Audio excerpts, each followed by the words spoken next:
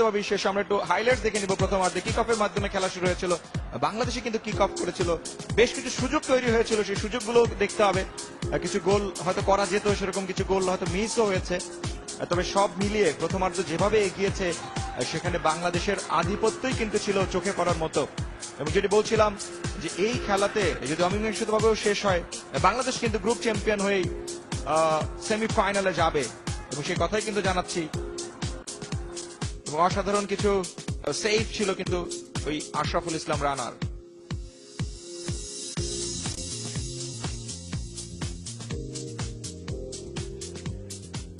ওই নওয়াক শ্রেষ্ঠা রাখতে পারলেন না, ইয়ামিন মুন্না তিনিও রাখতে পারলেন না। আবারও শ্রেষ্ঠা, নওয়াক শ্রেষ্ঠার কাছে বা প্রান্ত থেকে আক্রমণে নেপাল, বিপদ সীমার কাছাকাছি জায়গা থেকে বিরাগ মহাজন দারুণ ভাবে কিন্তু ডান পায়ে সেন্টার।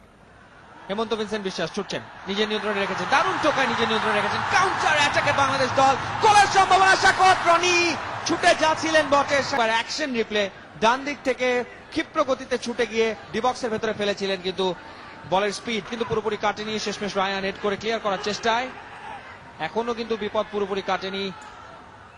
এবারে কিন্তু বিরাজ মহাজন বাপায় শট নিয়েছেন, যে শটটি তিনি নিয়েছিলেন থেকে বল পেয়েছেন বিক্রম লাম্মা।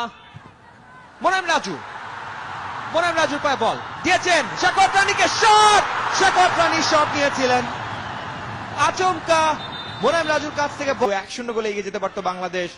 3 গোল করে তিনি হতে পারতেন টুর্নামেন্ট সেরার পথে আরো একখানি এগিয়ে। রাখতে পারলেন না, তার কাছ থেকে ছিনিয়ে নিলেন অঞ্জন বিষ্টা।